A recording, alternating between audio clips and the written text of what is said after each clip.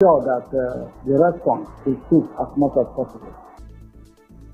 As you may know, historically high floods were recorded in the country in 2022. The floods claimed lives of about 612 people and displaced 1.4 million people.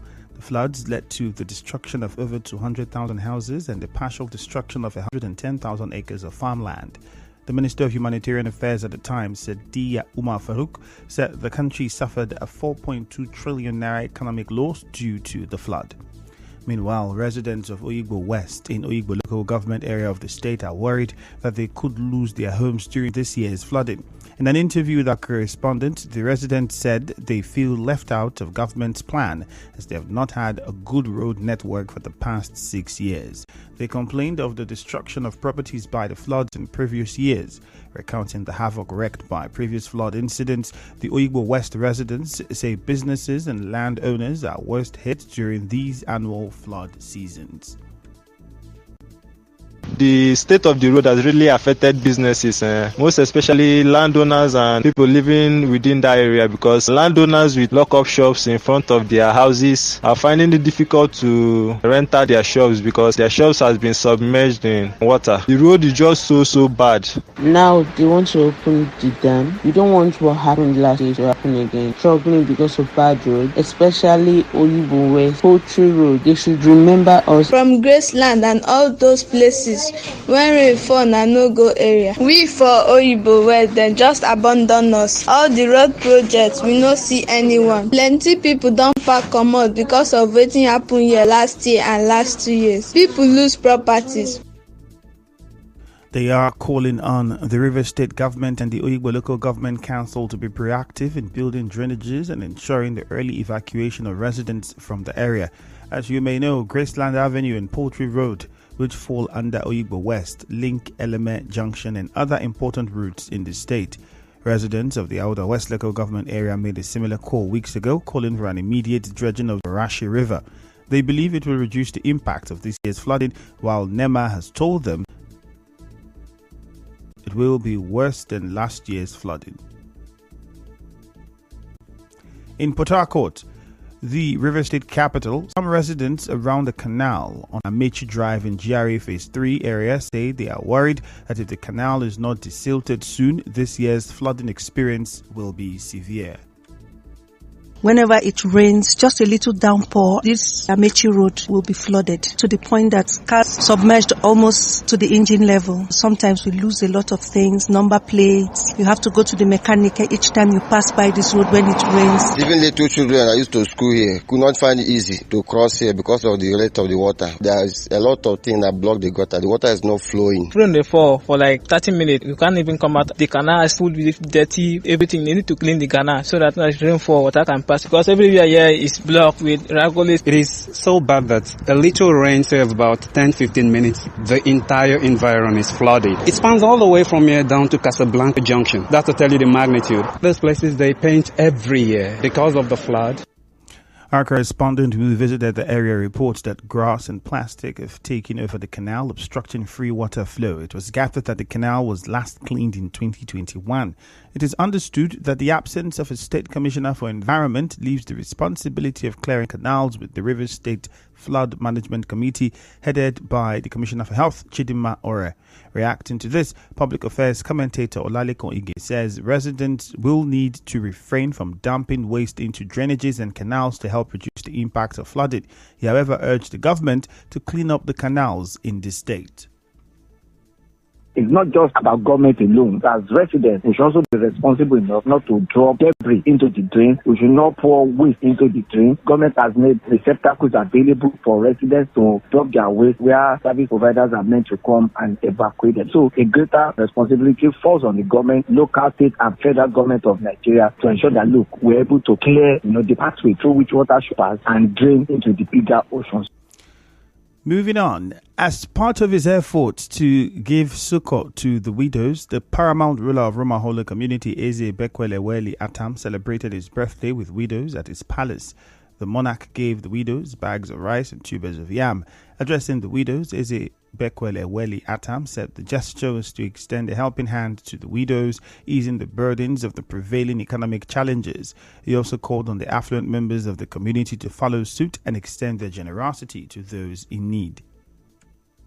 Today, I thank God that I gathered by community widows, even non-indigenous, to celebrate with them. There are more than 50 in number. To also thank God for making me to be the person they are seeing today. It is not easy. I always have joy to celebrate with people. When we had COVID, I gathered the community women, the widows, and I celebrate with them. So I also urge everybody within the community, not just me. If you find yourself that you can also celebrate with them, with them.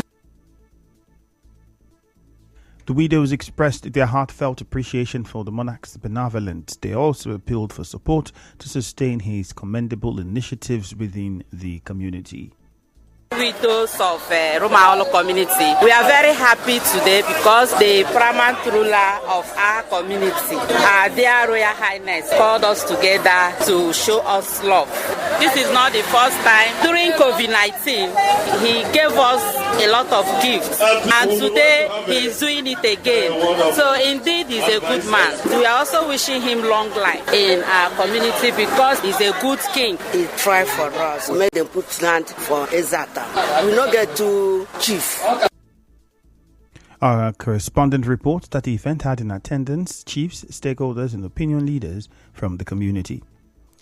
The River State House of Assembly has resolved to address challenges associated with family members accessing the inheritance of a dead relative.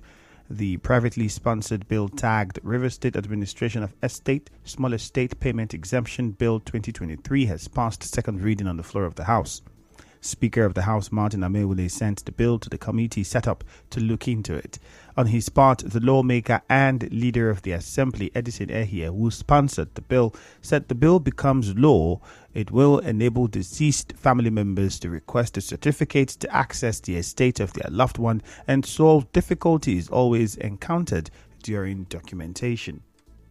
This bill will now waive the associated expenses that have to do with filing fees of court, attorney payment, executional compensation, and all that is required for the settlement of the estate of the deceased.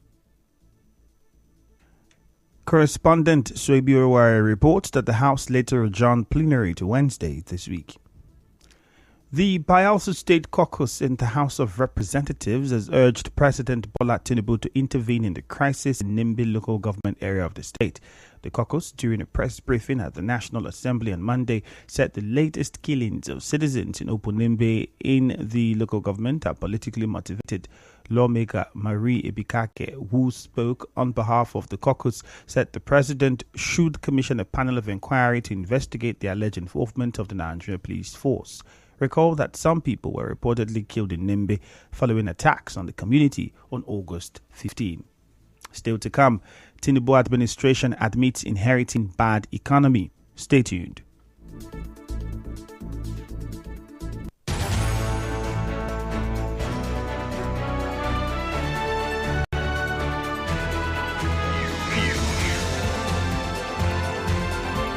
This is the news on 92.3 Nigeria Info.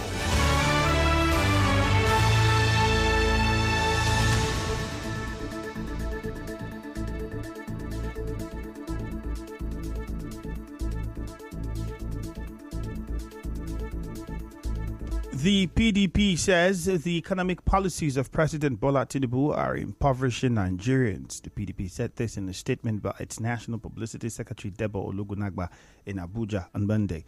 Mr. Ologunagba questioned the sensitivity of the government towards the well-being of Nigerians, especially with the removal of petrol subsidy and floating of the naira.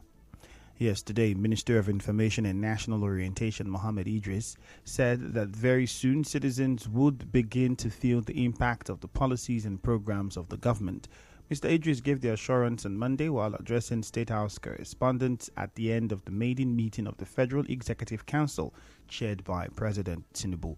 He said the current set of ministers are hardworking people who are ready to work in the interest of the nation and its citizens.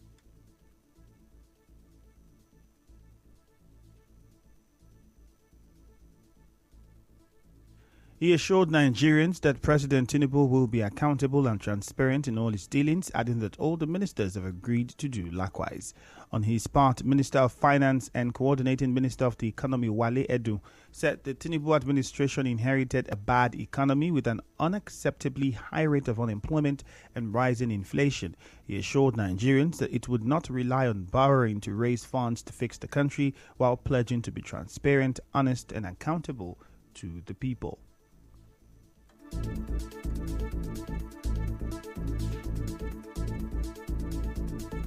Also, Minister of Health and Social Welfare, Professor Ali Pate, said the health and education sectors were carefully considered with the aim of revamping them. President Bola Tinubu has barred all government officials without proof of direct involvement in the United Nations General Assembly in New York from attending. According to a statement from the presidency, the Ministry of Foreign Affairs should start processing the visa request of officials who are not on the protocol list sent by the approving authority. The directive also mandated all federal ministries, departments and agencies to strictly limit the number of aides and associates joining their principals who are approved to represent Nigeria in the UN event. As you may know, citizens have been calling for a reduction in the cost of governance in Nigeria, especially following the economic hardship from subsidy removal. Reacting to this, analyst Andy Akbotive says if the federal government wanted to cut cost of governance, it would have started by cutting down on the number of ministers appointed by President Tinubu. A government that is interested in running lean government, you would have seen in how they will be merging institutions, departments, ministries, agencies, managing our resources. Today, if you are fooled to think that this directive is so that the president can prove to Nigerians that indeed is one who is interested in cutting costs, we understand that this president is not interested in running a lean government. He's just playing to the gallery. The federal government has disclosed plans to introduce life-saving human papillomavirus (HPV) vaccines to protect teenage girls against cervical cancer and other related diseases. The executive director of the National Primary Healthcare Development Agency, Faisal Shuaib, made this known during the biannual review meeting of religious leaders on PHC delivery in Abuja on Monday. Mr. Shuaib said the government will begin the rollout of HPV vaccines on September 25 for girls between the age of 9 and 15.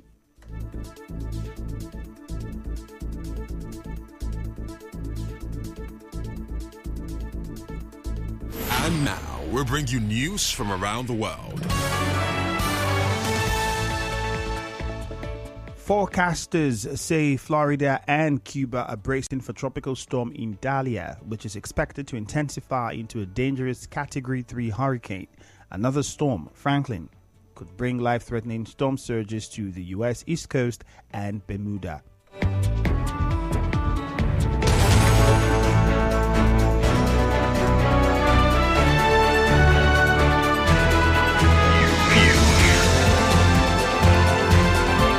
This is the news on 92.3 Nigeria Info.